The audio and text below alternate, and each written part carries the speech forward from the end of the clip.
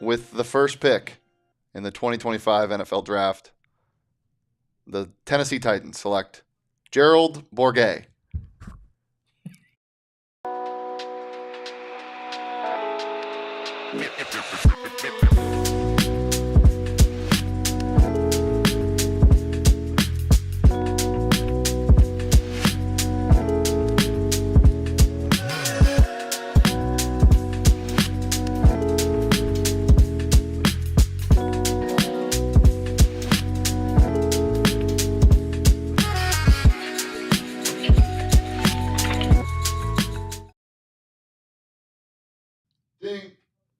Ding, ding, ding, ding, ding, ding, ding.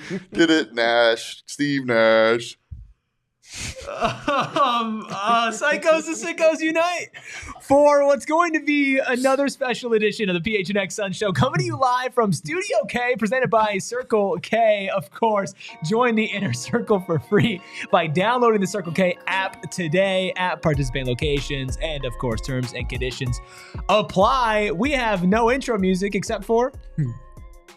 Yeah, this is the old one. Okay, we have the old intro music. All right, we're throwing it back here on PHNX Suns. I'm Erik. That's Gerald. That's Stephen. And we have the original Suns producer back, Mr. Beefenbach, deli man behind the Mac, making all the magic happen. It's black magic today. It's dark magic. It's bad magic. Not great magic, but we have a lot of magic in the chat. Manny saying he'd also take you number one overall, Gerald. Manny's a really big fan of you. Leo, Optical Illusion, Meatloaf, Adolfo, everybody hanging out with us in the chat. Thank you so much. Hit that like button, hit that subscribe button. So many of you already have, but we are getting closer to 40,000 subscribers. And we got a lot to dive into today. Gerald, you've typed away on some more words over on gophnx.com. Steve Nash has been making the rounds on media. We're going to talk about his coaching candidacy. Plus, we are going to get into some more reporting out there about the future of the Phoenix Suns. And we will end with a fun draft, NBA players that could play in the NFL. How we doing? I'm doing great. I was just drafted number one overall, so that feels Warren Moon's heir good. apparent. I don't feel like I deserve it, but I feel like I worked hard for it. Steven, do you feel like he deserved it? No comment. Absolutely no comment. I definitely. I've got character concerns. Yeah. Off the field. What's the character concern? It's still in the legal system. I don't want to talk about it yet. Oh God. Yeah, that's bad. Andre in the chat says, if Gerald is Cam, doesn't that make Erik Shador? Damn. You know what? I'm built for whatever happens today. So, and Steven, just like everyone's thought, is Tyler Shuck. So yes, it's perfect. That's funny. PHNX Sun Devils, I was Jackson Dart, and in this show, I'm Shador. Okay. So I have a wide variety of quarterbacks that I could be. Very wide. Anyway, versatile. The Phoenix Suns. You guys remember them? Gerald, you have some fresh words over on gophnx.com about Bob Myers, Bradley Beal's future, and 3 other Suns offseason predictions. Want to run us through what you feel like is the most important thing to take away from that article? Yeah, I mean, aside from the things that we reported yesterday about Bob Myers, I went in depth on a couple of these things in my article, but James Jones, it is starting to feel like the most likely options are that they either let his contract expire and let him walk in June, or they reassign him to an advisory role for a new GM that they would bring in who would become the main basketball voice. The Suns do value his eye for talent and some of the perspective that he brings as a former player. So not 100% sure that they're going to let him go entirely. And Josh Bartelstein will still be around as the CEO, but if they do bring in a new GM, his emphasis on the basketball side will naturally decrease, and it'll be more on the business side moving forward. In terms of draft picks, because I know we've talked a lot about KD to the Rockets and the value of potentially getting your own picks back. The Suns do value their own pick that's going to Houston. That's probably going to be 9th or 10th in the draft order. But don't expect them to go to Houston trying to make a deal just to get their 2027 pick back, their 2029 pick back.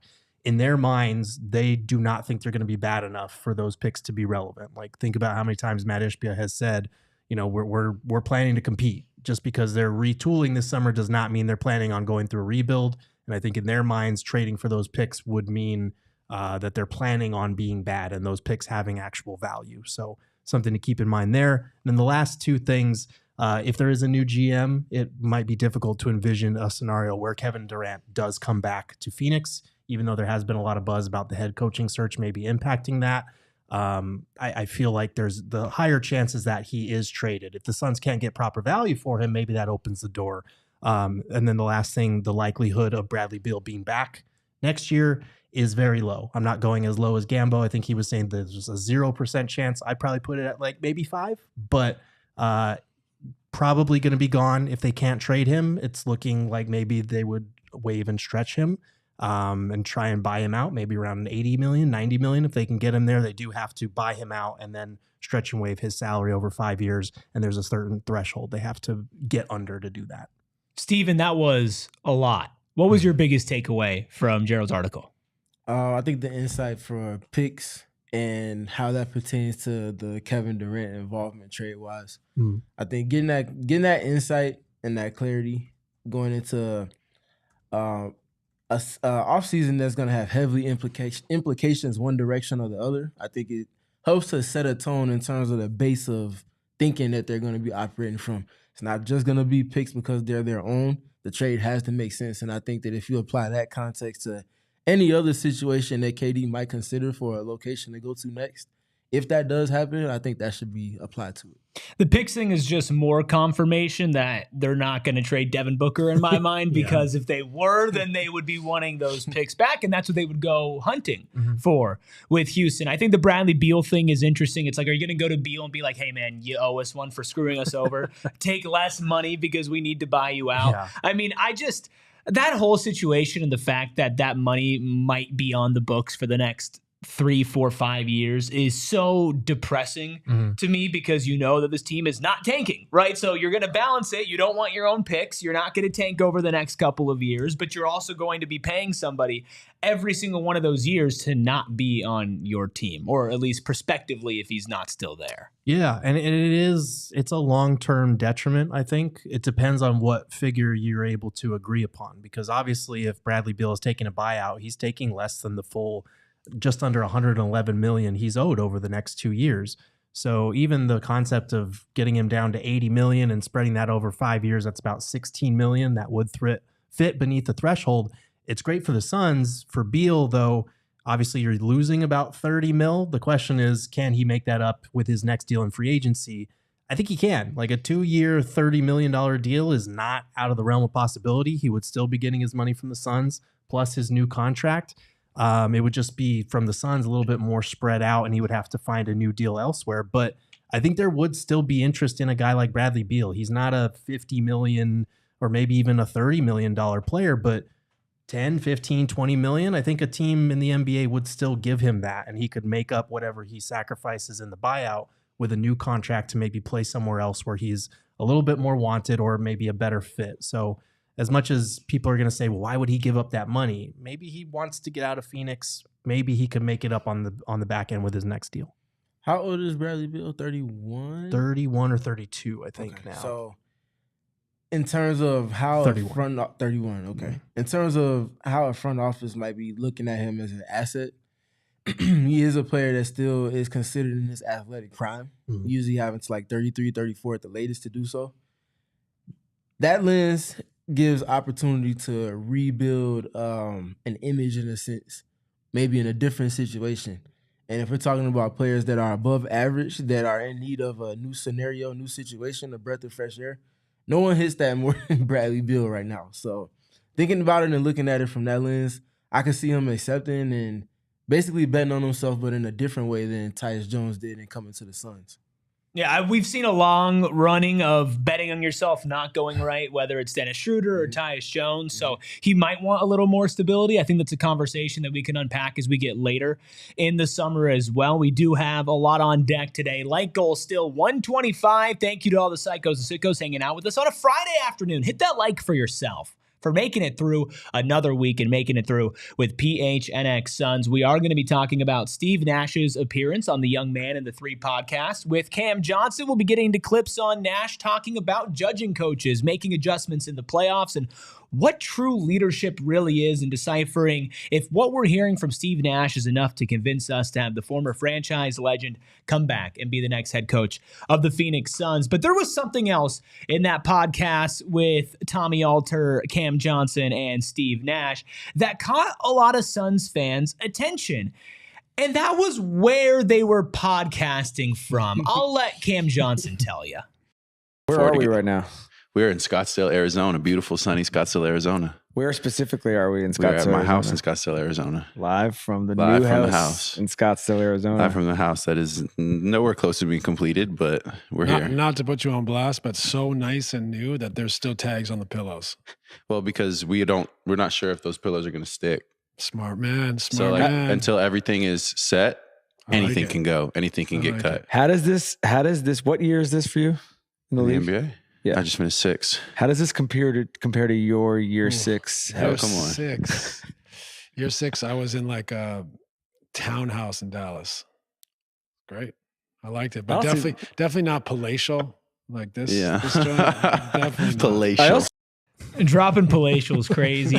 Cam Johnson, we said it yesterday that one of the attractions for playing for the Phoenix Suns was living in Phoenix, and that a bunch of players, either current or former, love living here. Add Cam Johnson to the list, everybody. How about that? Get your tinfoil hats out.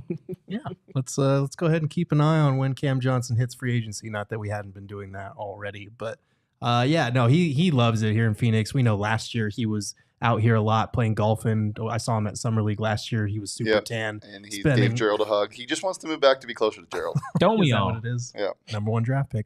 But yeah, no, like Cam Johnson loves it here. It's awesome that he has his house out here. Maybe potentially leaving the door open for a reunion down the road. Who knows? Maybe he needs a roommate, Gerald. I don't think my wife does and a baby would be. Goku need a godfather? Maybe Cam Johnson? Johnson can be Goku's godfather. The least available godfather. Okay, I might hurt my own feelings here. Who would you rather have as a godfather, me or Cam Johnson? I'd probably have to go Cam No, Johnson. is it because he's a millionaire? Yeah, that would probably help for sure. Yeah, Leo in the chat, Steven says, I can't wait for the tweet, quote, Cam Johnson signs with the Suns. Do you feel like for players that used to play here and then move back, is that at all a signal of like, if the opportunity presents itself, I'd like to play closer to home? For one, the Photoshops are already set up with Cam Johnson and Suns jerseys. You don't got to Photoshop it. Right, exactly. I mean, it seemed like that was already the vibe when they left, when him and Mikal left in the first place, was that it was like, see you soon more than goodbye. Yeah. That was definitely what the vibe seemed like. I imagine that was quite literally what they were hoping for in the back of their minds as well. Obviously, you don't know what happens over those 3 seasons in between, but they never quite closed the door. Obviously, the terms they left on were sensational, and they both understood the situation. This team's trying to win, and you don't really give yourself a better chance than having Kevin Durant on your team. Both of them said they would have traded themselves for Kevin Durant. So, yeah. They understand it. There's no like hard feelings there, I think. And, Cam Johnson's not a free agent until 2027. But maybe when we're talking about some of these trade scenarios, we'll be doing some crazy 3-teamers. We already did one last week that involved Cam. Maybe we'll do a few more. Yeah, we'll get Mikal in 2026 and then Cam in 2027. Right. And then Landry Shamet, 2028. 2029 is when Gerald switches from football to basketball. And Is that? Yeah. Okay. I don't know. Landry Shamet 2028 is the worst presidential ticket I've heard so far. Shamet Bourguet 2028. Shamet Bourguet. Oh, I like that. I like Shambo. that one. Hit a like for Shambo 2028. Here we go. The Shambo 5. that's wild. Shambo number 5. I think I broke Eric with that one. Oh, just so many things flooding into my head. If you know, you know. Me too. If you know, you know. Okay, well, let's just keep things rolling here. As Matt with 2 T's in the chat says, breaking news, Bull will likely not be named the next Pope. That's devastating. Pope Bowl. What is going on these last 2 shows, man? Tragedy. Just complete. It's Shane. Dude, it's Shane. Any show that Shane produces for me, it gets so goofy. It gets so goofy. Oren says Cam Johnson will be 55 in 3 years. Well, then he'll fit in with all the snowbirds here. Okay. Someone asked about flex. We could do Bowflex 2028. Wow. Now we're killing it. Woo! Back to the young man in the 3. Let's roll through some more clips from Steve Nash here. Obviously, we'll talk at the end of all of this once we play all these clips if we think that Nash should be a legitimate candidate for the Phoenix Suns head coaching gig if he were to even want that. But when it comes to judging coaches, that's something that Steve Nash told Cam Johnson he has a hard time doing. I have a very hard time being judgmental about coaches because you're not in the room. You're not in the room. And Absolutely. I can guarantee you every NBA coach has things they'd like to do and say, I can't do that because we're not capable, or player X can't do it, or player X won't do it, right? So the media's like, why don't they blitz? They've thought about that. I promise you, they ran every scenario. They're spending 20 hours a day thinking about literally this. Thought about the whole thing. You. And when they're not doing something, there's usually 99% of the time a really good reason that they have more experience and understanding about than a view from the outside. So, like, that is a key component here, and that goes back to profile of teams and versatility and functionality, optionality.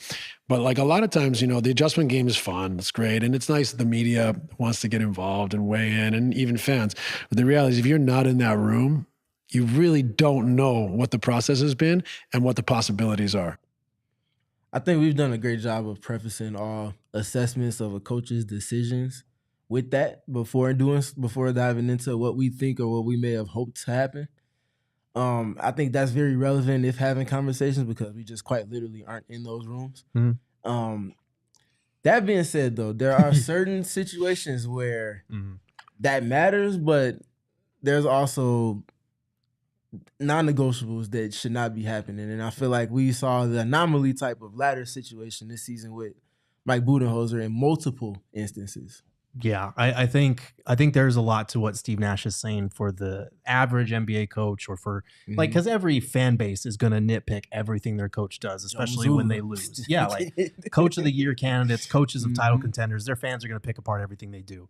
There are some exceptions, like we saw firsthand here in Phoenix, where even if you're not in the room, you can question the decision making or the thinking behind the thought processing, because he brought up the example of blitzing, like pick and roll coverages. We've talked a lot about Mike Budenholzer and his devotion to the drop. Some of that is based on his personnel. He had Yusuf Nurkic and Mason Plumlee, but he also had Oso Ighodaro, one of the most switchable rookies in the NBA, that he never just went to that. So I do think there are examples of, you can point to things like that's just a bad decision. And like, I can tell you firsthand, there was a lot of confusion within the Suns organization and frustration about Ryan Dunn not playing. Like, we weren't the only ones that were frustrated. Mike Budenholzer was stubborn about it. We asked him about his thought processes, and his famous quote about doubling down was kind of indicative of his whole tenure here. So there are some instances where you don't necessarily have to be in the room to be like, that's a bad call.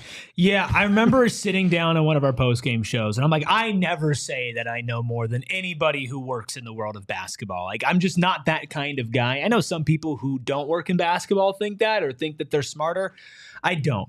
And I remember looking dead in the camera and be like, except for Mike Budenholzer, because the ease of some of these decisions that were on the table. But obviously this podcast was not based specifically for the Suns, but I think there were a lot of topics that kind of relate to some of the things that Matt Ishbia was talking about when it came to establishing an identity in Phoenix, and part of that comes with leadership. And Steve Nash spoke on leadership. We're going to play that clip. Plus, we're also going to play his clip on high IQ teams and them adjusting in the playoffs to get inside the mind of what might be a head coach in the NBA again one day. And Steve Nash will read your super chat, Jacob, after this break. Stick around.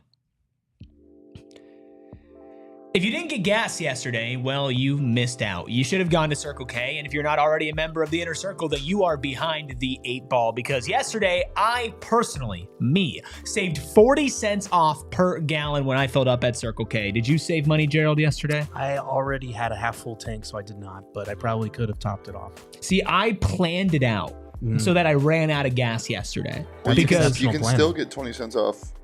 25 cents off per gallon, or 20 cents off per gallon today because of the D-backs. Oh, great. Wow. See, Circle K just wants you to save money, and you can join the Inner Circle for free by downloading the Circle K app today, putting in your phone number, putting in your email. By the time I'm done reading this ad, you could already be saving money, and not just on gas, but also snacks and drinks. I've been running a lot recently, and I stopped by my local Circle K afterwards to get my favorite unbranded sports drink. And this unbranded sports drink just happened to be on sale the other day because Circle K loves me. Join the Inner Circle for free by downloading the Circle K app today. Terms and conditions apply at participating locations. Visit CircleK.com for more details. After I run, sometimes I get tired. I got to lay down on the floor. I just got to make sure it's an Empire Today floor because Empire Today will take care of you if you're remodeling your house. What's wrong with that? You've never had a good floor lay, Gerald? I wasn't expecting that to be the transition, but keep going. It's the second floor lay transition he's done in consecutive shows. I was just floored by it. All right. Well, if you were your mic is muted. Oh. Empire Today is not like those big box stores. They're not just going to leave you hanging or leave you waiting. No, they'll be in-home estimates same day. Next day, installation process gets started. Plus, they want you to save some money just for listening to these three goofballs talk. Schedule a free in-home estimate today because some things are just better at home. PHNX Suns listeners can receive a $350 off discount when using promo code PHNX. That's right, $350 discount with promo code PHNX. Restrictions apply. Visit EmpireToday.com/PHNX for full details. And reminder to still sign up and become a diehard today. $36 intro offer still good. Go phnx.com/join. Of course, the NFL draft is nearing its end. You never know when you're not going to be able to get such a great deal on being a diehard, and you need to jump on that today. Lucas says he's proud of that joke, Gerald. Thank you. Appreciate that. Your mic is still muted. Turn his mic on. I need the guy. It's back on. Okay. All right, we're good. Okay. Thank you. Leadership. You're welcome. Leadership is something that has been at the forefront of many Phoenix Suns conversations as to why they failed. Is Devin Booker a good leader? Is Kevin Durant a good leader? Is the coach a good leader? What's Bradley Beal doing? Who's supposed to lead? At the end of this podcast with Steve Nash, Cam Johnson, and Tommy Alter, they asked Steve Nash, what do you think is the most effective way to be a leader in the NBA? So I always say the number one thing in leadership is to be authentic, be yourself. Like don't read out of a leadership book. Don't think I watched a high school football movie. Like if you're a quiet leader, lead quietly. You know, like your teammates need to believe in your motives and that you care about the group. It doesn't matter if you're like, you know, the loud leader or the quiet leader. If they don't believe that you want the group to do well and you're willing to help sacrifice for the team, you're not a leader. They're not going to follow you. So I think that's where it starts, you know, and then it's like just watching your habits, right? Like what are your habits? Because your habits are really who you are. Whether you voice them or you don't, it's like, what are your behaviors you're doing every day? And if your teammates see that over and over, they believe in you, they'll follow you, they'll run through a wall for you because they know that you care. And that's the number one thing. I think all of us being human beings, we want belief, we want support, we want hope, we want a chance to get better. We want to be seen and valued. And a leader that cares about the group, that comes off, you know, it comes off intrinsically. Guys buy in, they want to play for, it's a big word to say for him, but they want to follow and fill the gaps for their leader who has the most responsibility. Probably the most operative word of all that he spoke to, which all of it was very much resonated with me, was habits. Yeah. Because you can say everything that you want. You can talk a great game. You can say all of the cute stuff, the hot words that stand out to specific individuals, but you're not going to get the buy-in that's desired if they're not seeing the effort match and honestly even exceed the words. The words should come as like the cherry on top in addition to everything that's being said and being affirmative. And that's what the Suns are in need of in all capacities. I think Devin Booker has done a great job leading by example and leading with his personal work ethic. But even for him, step it up to another level with the lens that the team is going to be under, the urgency they're going to be operating with next season, and all of the newness that's going to be inevitably coming into the Suns context. I think what he's speaking to, and he didn't use this word, but he's speaking about authenticity. Like it has to be part of your daily habits. It can't be something that you force or go outside of your character because then it comes off as inauthentic. And I think that's what drives me crazy the most about, particularly with Kevin Durant, the leadership conversation is you don't have to be a vocal leader to lead. Every single player that has come through this building has talked about his work habits and the reps, the way that he attacks them 110% every time, setting the tone for the rest of the gym. And that is its own form of leadership, whether people want to admit it or talk about it or not. It's just something that most of us don't see because we're not in there. You don't see that in games. Obviously, you see him playing 110%, but you don't see the things that they speak to in games. And so that drives me crazy because you can lead with your habits and the way that you go about your business. And I think for Devin Booker, maybe it's very similar. I think in his case, he's a little bit younger and he's, the face of the franchise. He's been here long enough. We want him to be a little bit more vocal and maybe go outside of his shell a little bit. But these are kind of nitpicks at the end of the day, because if these are the guys that are setting the tone for your organization and everyone has to follow that same tone, it's a different animal. One of the things that we heard about Frank Vogel with his leadership stuff, and that was a big buzzword 2 seasons ago, was late in the season when they were getting destroyed by the Clippers, he then decided to start kind of screaming and being outwardly vocal. And the players, it didn't resonate with them at all. Why, Gerald? Because it wasn't what they were used to seeing from him. They knew that it wasn't him. Right. Right? And so if you show somebody who you are and then all of a sudden you swing so far in the other direction, and they'd be like, I don't believe anything that you're saying. And so I don't want Devin Booker to change how he leads. I want him to continue to be Devin Booker. It would be, if you want a vocal leader, either get a coach who's comfortable and good at doing that, get a player like not on the court, even though they could be there, but like a Draymond Green or a Dylan Brooks or a Chris Paul. Like Chris Paul and Devin Booker were both leaders on that finals team, just in different ways. So the leadership thing was something that caught my ear. And then another thing that caught my ear that really got the gears turning on, would Nash be somebody who I would want to be a head coach? Because like a little teaser, my answer was no before, because I just want to stay away from retreading a franchise legend, and I'll let you know if I change my opinion later. But him talking about high IQ teams and adjusting in the playoffs and the layers and layers and layers that goes into it, you can tell why this guy had a fast track to being a head coach in the NBA, even if it didn't work out. I found this comment very interesting. So I think in both as a player and a coach, like, as people know this, we've talked about this, I'm sure, ad nauseum, but the teams that make the finals are high IQ teams generally.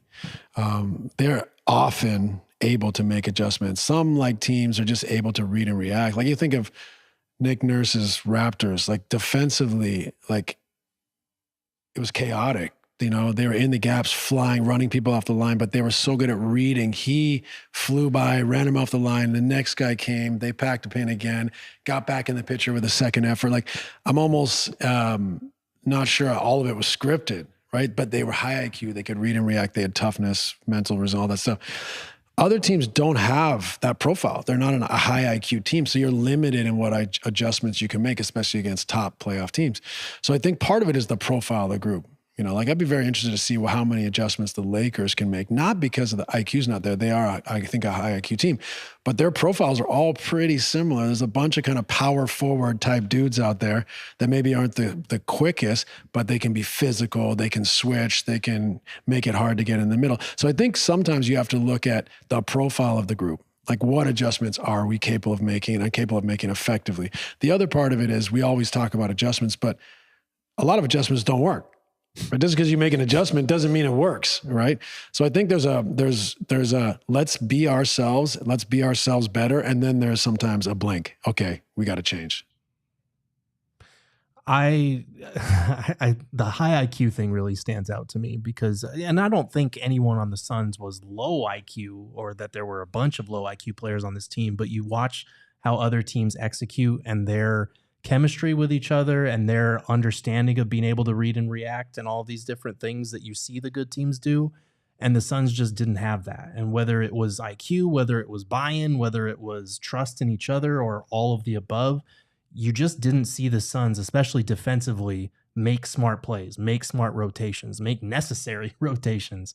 The understanding and the trust just wasn't there. And we were talking about this before the show. It's a stark contrast watching the Suns, 27th ranked defense all year, and then watching a playoff game with the Thunder, their level of disruption, their level of activity and deflections and rotations and covering for each other. It's just like a different sport almost watching the difference between those two teams. Yeah, it's the shared IQ part for me. And that derives from trust and buy-in. If you're bought into the game plan and the approach, that's gonna come from trust built up in reps at practice and watching film and having those conversations on the fly while things are happening, but also during timeouts and things like that. And then the shared IQ comes in after all of that based off of the reps built up. If you don't have all of those things in succession with one another, you're going to be tested, especially come playoff time when the urgency is as high as it gets, and you're not going to be on the same page. That goes for offensively with some of the turnovers that we saw with the Suns and them just not being on the same page. It also goes in turn defensively with the decision-making part of that. Should I rotate over because I know he's going to get beat off the dribble, or should I just trust that he's going to be able to do his job and stay home on my man? And if I get caught in limbo, now he gets beat and I'm also out of position. So now it doubles down because now my man's wide open. Mm-hmm. And everybody's going to be pointing a finger at me, even though where it stemmed from was him not doing his job on ball, but it keeps me in compromise because I wasn't trusting him. Mm-hmm. So now everybody's caught in limbo. And that's just like a small example of it. Now add like a times, 5,000 multiplier to this season to get to a 27th ranked defense, and you see how they got there. Yeah, that whole thought process that you just walked me through, it's very like individualistic in terms of what is happening to me instead of the good of the team, and that's a problem. Yeah. And I just thought that him bringing up multiple times throughout the podcast, I'd highly recommend going and listening to that entire thing. Great playoff talk. Was assessing what your team can do and what your strengths are, and that sometimes over-adjusting doesn't help. Adjusting doesn't help at all, even though you still have to do it, and talking about the different playoff series and whatnot. We'll have some more from Nash from that pod and another pod that he does with a little guy named LeBron James. Early next week, we got some fun stuff planned with that, but I think it's time for the $1 million question, Gerald. Sure. Should Steve Nash be a legitimate option to replace Mike Budenholzer as the Phoenix Suns head coach? I think he's maybe someone you consider interviewing. For me, I think I'm a little scarred in terms of like bringing back that guy to coach your franchise if it doesn't work out. I also think that like as people are going to point to the KD Nash thing as like KD got him fired and all this stuff. I get it. I don't think that's a fair assessment, but you do kind of worry about reuniting coach and player that didn't work out for whatever reasons. A lot of it with the Nets was injuries. We know that, but I think he's someone you consider. I think listening to him talk with Cam Johnson about the game and the X's and O's and listening to him on these podcasts, he obviously knows the game. I think he can be a good head coach in this league, but I do think for the Suns, even though he checks off the former player box, I think you need to go in a different direction. And like I've been saying, with someone who was actually coaching in the league this present year, because both Vogel and Mike Budenholzer were coming off 1-year hiatuses, and it doesn't sound like a lot for coaches that have won championships and been in the league for decades.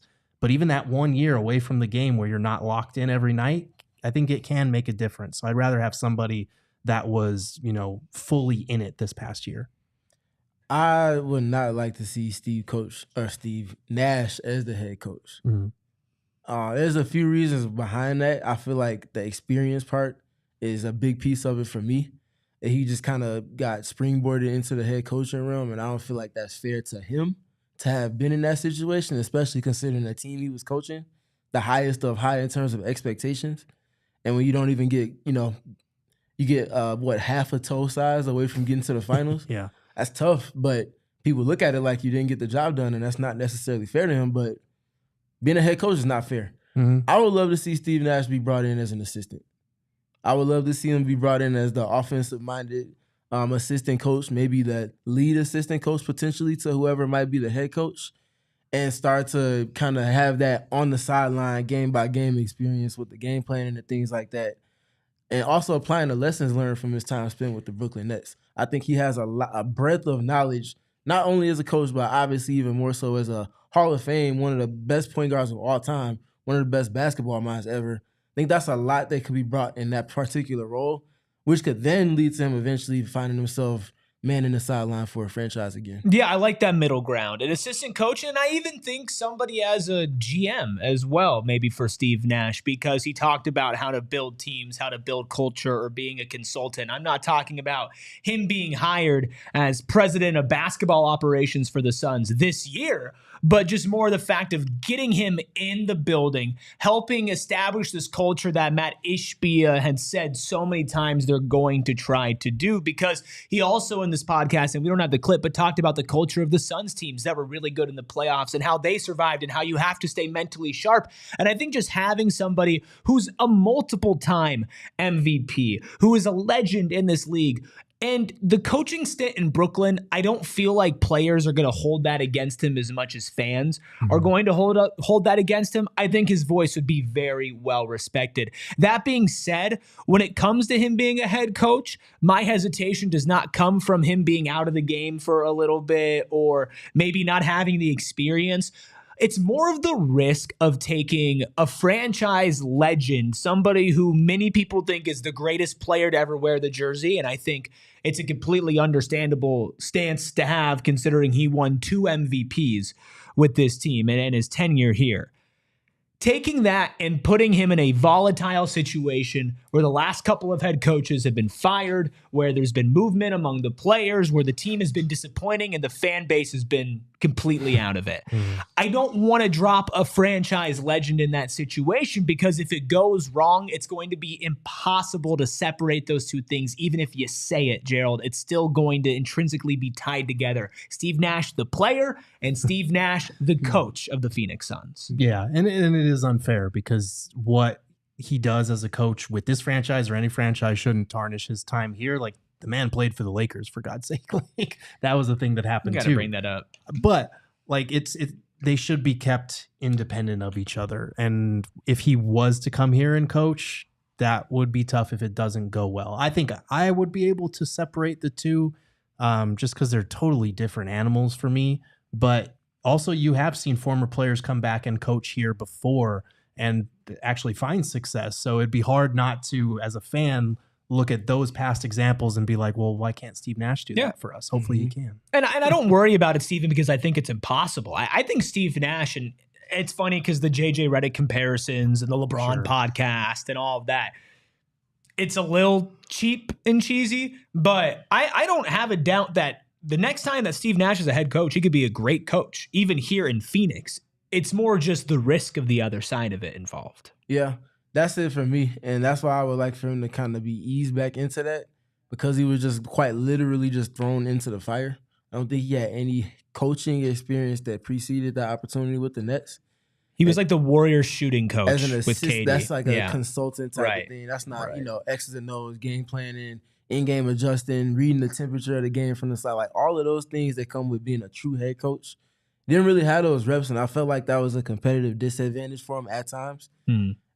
It helps to have that mitigated, though, when you have a Kevin Durant's greatness, a James Harden's greatness, at least in theory, and a Kyrie Irving's greatness, at least in theory as well, for the team that you're coaching. So I think organically there was an opportunity there.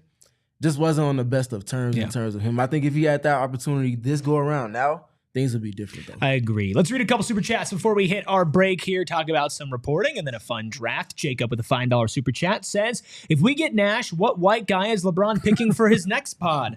I want Jenkins. He showed he could win without a star when Ja was always out. Yes. Who will be LeBron James' white guy for Mind the Game? The biggest question. Legs would be sick. Legs would be great. Got Game OTR with a $5 super chat says, y'all are going to be really disappointed when Coach Steve Nash, LeBron, and Bronny are on the Suns in the offseason. Disappointed is not the word I would use for that, my friend. Content gold. Okay.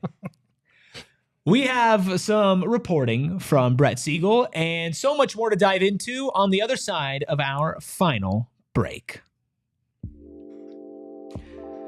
Listen, last night I wanted to relax. I wanted to enjoy sitting back, watching some basketball, hanging out, celebrating Shedeur Sanders falling out of the first round of the draft, and doing it all with Pure Edibles. Now, the best part about Pure Edibles is not just the effects, the blend of CBN, CBG, CBD, and of course THC, but also the flavors. It tastes good, like actually good. Not just edible good, but candy good, because Pure Edibles is a candy company that also just happens to do these edibles for you. Created in Flagstaff and Noble Herb Dispensary, home of Pure Edibles, and now made in Phoenix, Arizona. You can get all sorts of different ones. Gummies, kicks, hard candies, chews, their version of Starburst, so much more.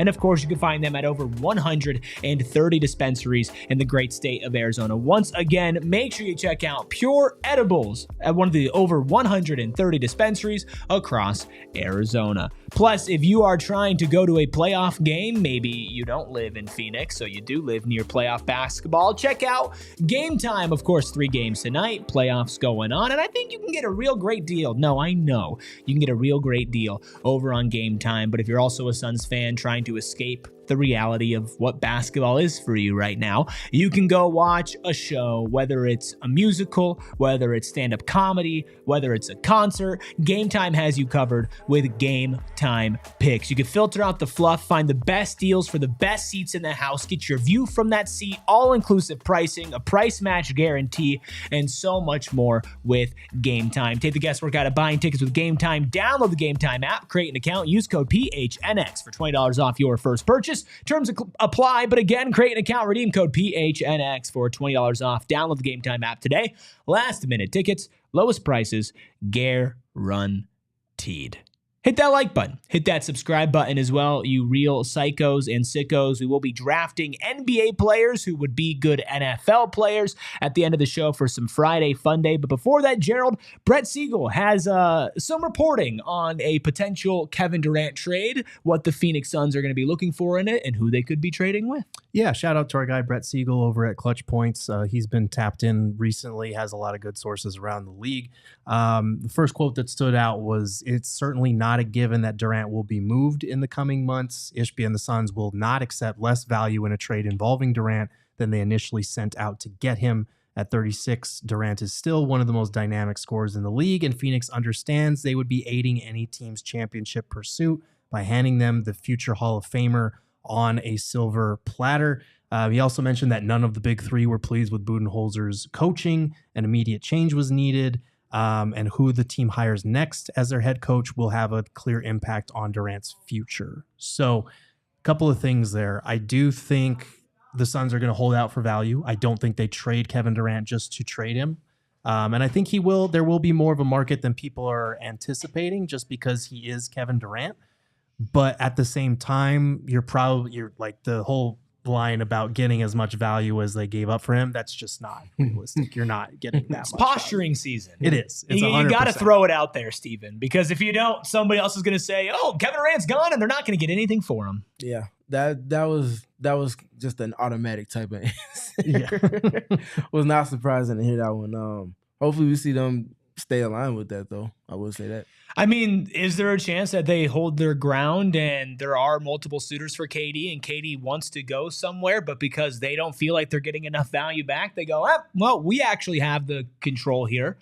We've learned from our good friend Bradley Beal that we can do whatever we want, and we're not going to trade you. We're going to keep you here in Phoenix because we do know that Kevin Durant is a worker and somebody who's going to just show up to hoop. Do we see that as a possible scenario?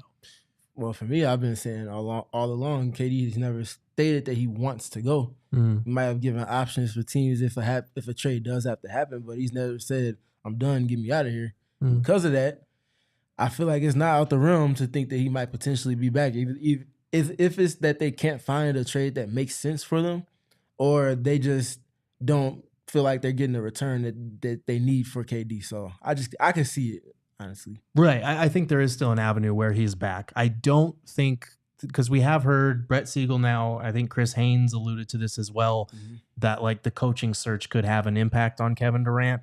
I don't know how true that is. I think it's mostly going to be if the Suns want to trade Kevin Durant and they feel good about the return they're getting, it's probably going to happen. They're probably going to work together. But to your point, Kevin Durant has never been the one initiating any of this. I think he's kind of accepted this for what it is and understands like, okay, if I work together with them, we're more than likely to get me to a new spot where I would also want to play. I think Kevin Durant's been around long enough to understand if I go about it a certain way and say, nope, it's this team or nobody, that hurts my chances of being traded to where I want to go. Yeah, Kevin Durant also said, though, when he did that podcast with Draymond Green in the middle of the season, which kind of felt like a fever dream when that happened, that he knows when he moves to a team, that team's going to be giving up a lot. So why would he want to move in the middle of the season? I think part of the negotiation tactics on KD's end and wanting to continue to compete at the end of his career is for the Suns not to get back what they gave up in a package for him. If anything, KD wants to be moved for as little as possible because he doesn't care about what his former team is doing. He cares about what his new team is doing. And if that new team is mortgaging their future and their now to bring in Kevin Durant might not want to go there. So there's also that aspect in all of it, Stephen, where Kevin Durant doesn't want to go to a team that just gutted itself like the Phoenix Suns did and then had to pick up the pieces as he enters the end part of his career, however long that might be, as he gets closer to 40. And I think that's part of the reason why he hasn't been the one that's initiating those trade conversations, because he understands the business and the nature of trading for someone that has, for one, the contract that he has. It's hard for teams to compile enough talent to match that without gutting their roster. But then you also factor in the talent value or draft capital to have to come back to the team that he's leaving as well. He understands how complicated those things can be, and because of that, I think it's all taken into account. And to that point, like, I think the only time that, like, when Kevin Durant left Brooklyn, it was, I want to be traded, but he was still playing with the Nets for most of that season. He didn't like put his foot down. He didn't say, I'm going to sit out. He went out there. He did his job because he loves his job. He loves hooping. And that's what he did. So if the Suns don't find a trade that gives them the value that they want, like, they could potentially bring him back, and it could be a problem depending on how they build around those two, but it's not out of the realm of possibility. I think it's more likely that he gets dealt and they find a trade and work together on one. But it's not out of the realm of possibility if they can't find the right trade that Kevin Durant just says, all right, I'm going to keep hooping with Devin Booker and we'll do what we do. Well, I also think, like, he'll still look to be moved during the season then. Right. And is it possible? I don't know the rules on this, but if he signs his extension that he's eligible for, I believe a 2-year extension this offseason, is he still eligible to be traded during the season? I would have to check. There's like a certain threshold of time between when he signs it and when he would be trade eligible. And I'm not sure if it would be before the trade deadline. I would need to see what the dates are on that. If I remember correctly, that date is like, it would be like December sometime. I think there's a December date and there's a January date. And I don't know how that incorporates with contract extensions, because I think it was Lauri Markkanen signed one really late into this past season, which made him ineligible to be traded before the trade deadline. But that wasn't an off-season extension. So I'm wondering if nothing comes to light during this off-season. KD and Ishbia both understand that a deal would be better for both sides if Kevin Durant is not on the final year of an expiring contract. Play throughout this season with the Suns, try to find a trade mid-season. I think that's on the table, but you're right, Gerald. There's a lot of steps you have to get to get there. So let us know what you think is going to happen with KD. Can the Suns get back what they gave up? Let us know in the comments below. And make sure you drop a like as well. Are we ready to draft some NBA players who should play in the NFL? Hell yeah. You're excited. You have a whole list here. I've got a big board. A big board. Okay. We're going like all-time players or just current players? Just current players. Just current players. Okay, I don't love that. In their current state or in their prime? Because that's the real question here. We should be doing current state. So yeah, let's do current state. So where they are currently. Okay, so Stephen, you have the number 1 pick.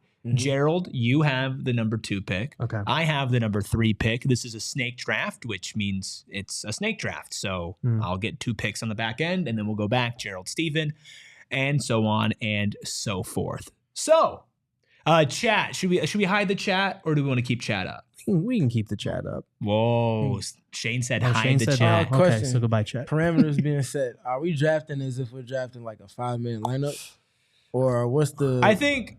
No, it's just 5 individual So here's talents. how I framed it. Here's what it says. Okay. It's excuse me. Hold please.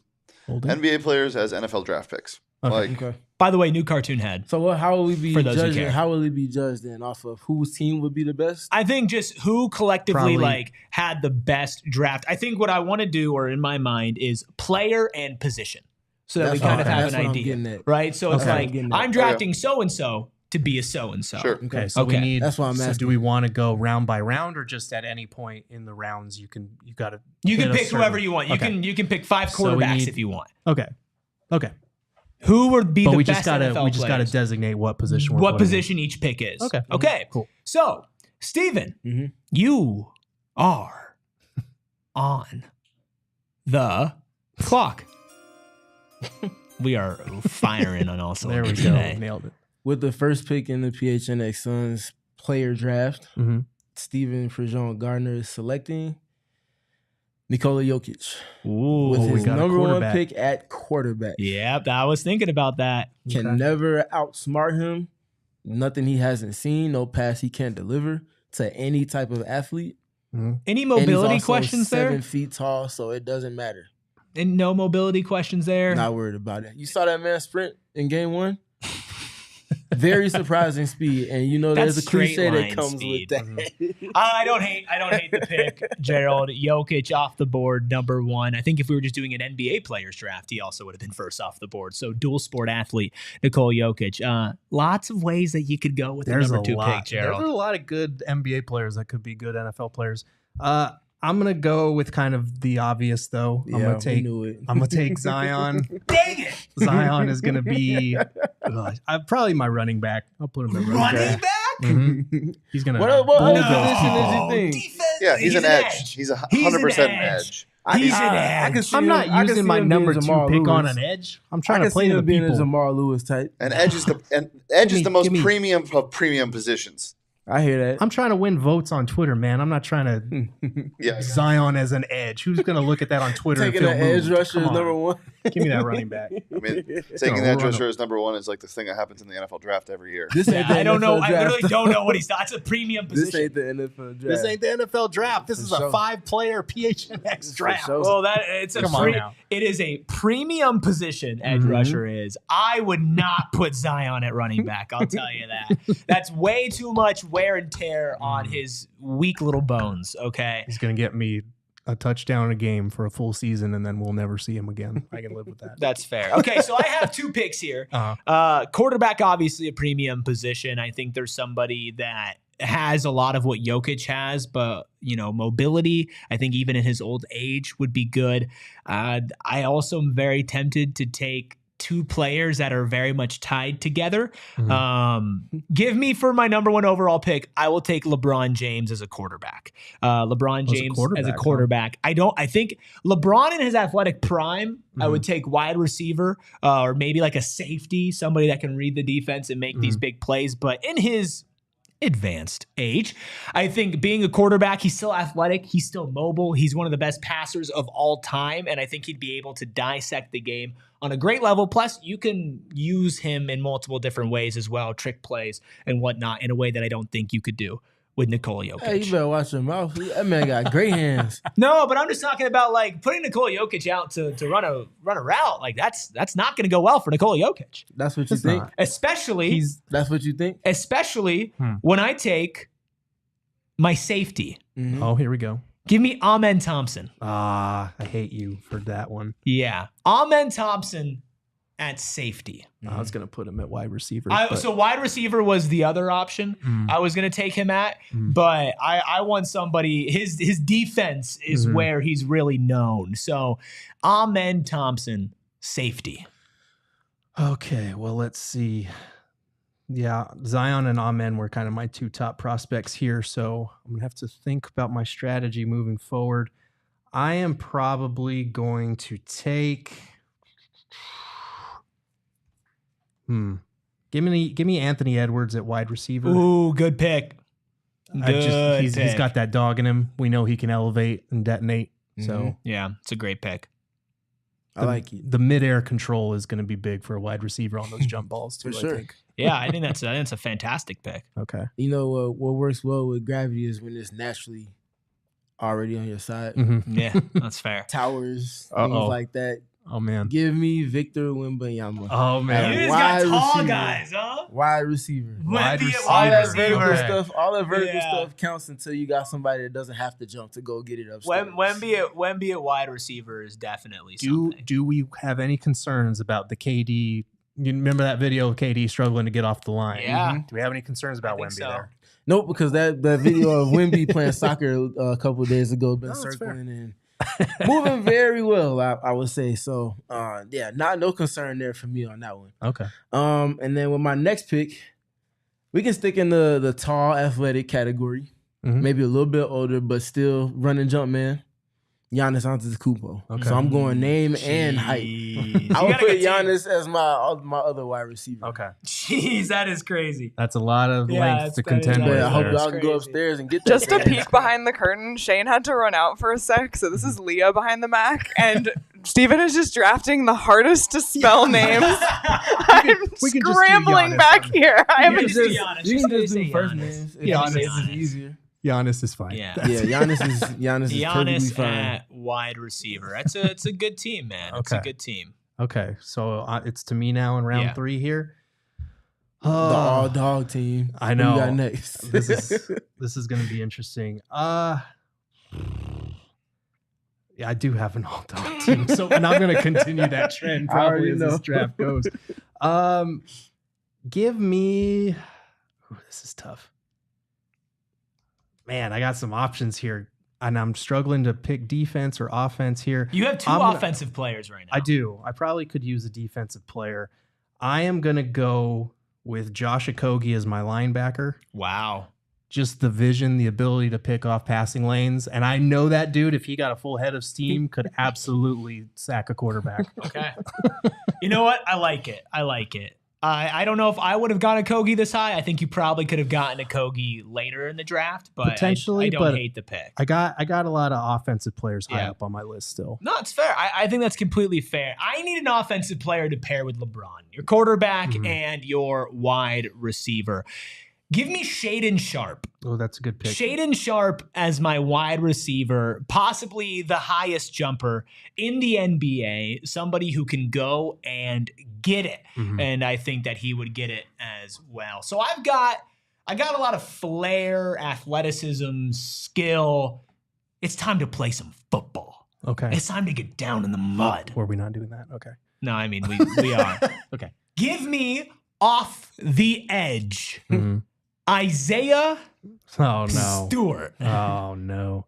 A dog. You're gonna be the Bengals racking up those hits to the head and Amen Thompson as a safety and Isaiah Stewart rushing the passer. Ooh. Ugh, dirty.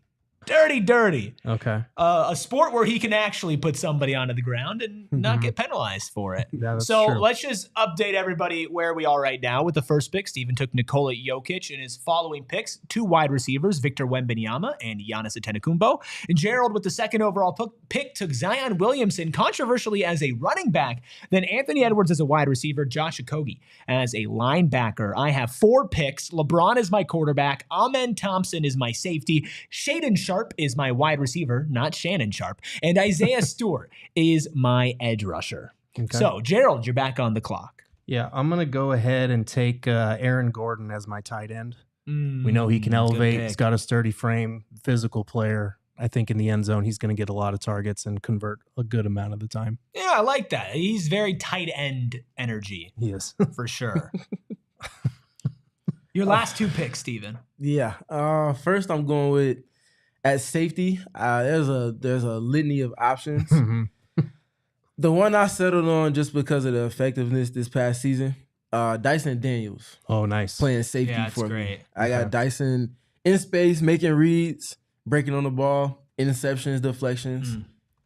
I see him as an Ed Reed type. I thought about him. I honestly wanted to find somewhere to put Russell Westbrook, but I was like, safety, he's going to get burned on reading it wrong every day. Russell Westbrook, running back. I thought about it. If it was 4 years ago, definitely still. Oh, yeah. This would have been like, he would be like post-prime Adrian Peterson now. So he's a third down running back type of guy now. All right. Is my last pick now? Yes. Yeah, your last pick. Last pick, I need someone with a little nasty edge, a little blue collar dynamic to him. And why not go with one of the toughest guys in the league? Steven Adams. Okay. I'm going to put Steven Adams in the trenches. So let's just go defensive tackle. Okay. Defensive tackle, okay. Any worry about a high center of gravity for Steven Adams? Nope, because he can get low and he ain't never You minded might have the tallest football team of all time. Jokic, Wemby, Giannis, Dyson Daniels, and Steven Adams. You average, like your average height is like 7'1". 7 foot tall at worst. Yep. That's what I was shooting That's for. football, baby. If we're playing like 5-on-5, that backyard brand of football where guys are just jump laterally ball. throwing it back and forth, fair. they're going to be towering over us with these. By the way, if you're watching on TV, bless your soul. The party always continues over at gophnx.com. Of course, where you can read Gerald's article and all of his wonderful work. Gerald, your final pick. Who's joining Zion, Anthony Edwards, Josh Okogie, and Aaron Gordon? So I don't have a quarterback right now. Correct. I need to amend that and just walk with me here because in real life, I took this amend person already. I know you did. I know. Just walk with me because in real life, this person was Mr. Basketball No! and Mr. Football No! in the same year in Minnesota as a quarterback. No! He was a stud, and his name is Jalen Suggs. That's a great pick. And he can play on both sides of the ball, too. I don't know how he he missed defender. Jalen Suggs out there. Yeah. Yeah, that's a great final pick. Definitely there. a dual, both sides Yeah. of the ball type of guy. I was for sure. hoping he would fall this far because he's not really a guy you would really think of unless you knew that he played football. And by the way, it's related to Baltimore Ravens great Terrell Suggs, T Sizzle. There you go. Arizona State. Suggs. Great. Mhm. Yes, that also. Yes. Mhm. Okay. I Also have. Hard I University. got a lot of defense. I guess I'm half and half. I got LeBron at my QB. I've got Shaden Sharp at my wide receiver. Isaiah Stewart off the edge, and Amen Thompson as my safety. Now, Stephen, you double dipped in a position with wide receiver. Gerald, you did not. Mhm. I'm gonna double dip. Okay. And to be honest with you, I thought that this player would be gone. Mhm. I'm picking another safety, Okay. and I'm picking Ausaire Thompson. I hope he Okay. ain't tall enough. Not gonna get it done. Great pick though. Great pick though. He said your First of pick all, was trash, sensational but great pick. pick. Once we get to the red zone, this GG's. I got Megatron on one side and I got Randy Moss on the other. I have the power of twins. That's cute, but what about when they're on the other sides of the field from one another? I'm taking the Thompson twins as my safety duo. They're going to read and react. Okay. Defense is going to be shut down. Oh, get out of here.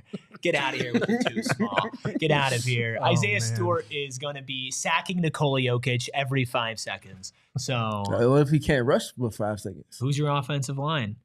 I imagine I don't no think any one of us drafted have a lineman, so offensive we line. got 5 second rule. We should have done all 22. Maybe Okay. we'll have to do an updated draft with more positions Yeah. here. Yeah, Because like one there's at a each lot of position. good, lot of good guys still on the board that sure. did not get Do we? drafted today. Yeah. Do we want to just say who was the biggest snub?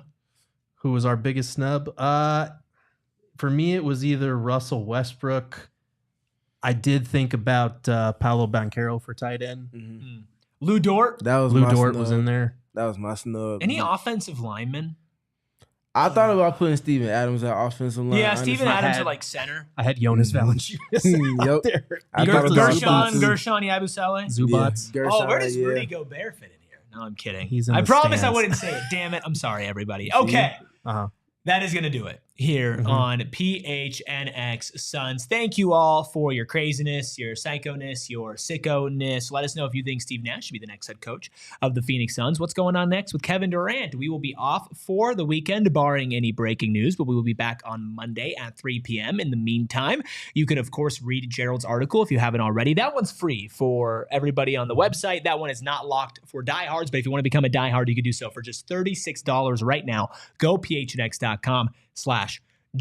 Do that. PHNX Cardinals has a draft show going on right now. Go show our guys some love and let them know that we drafted the greatest football teams of all Maybe time. we should have them grade our roster. God. Honestly. I don't think they know ball like that when it comes to the Suns or when it comes to the NBA. But they know football, so if you love football, check out PHNX Cardinals. Of course, so much else going on here on PHNX Sports. Steven and Erica just had a PHNX Mercury that went down earlier today, so go ahead and check that out. Of course, as the draft goes on, PHNX Sun Devils and PHNX Wildcats bringing you coverage of their players and so much more as the Diamondback season also continues. Everything right here in one convenient location on PHNX Sports. Hit that subscribe button, hit that like button, and no mentions of Rudy Gobert until Monday. We all silly like the mayor.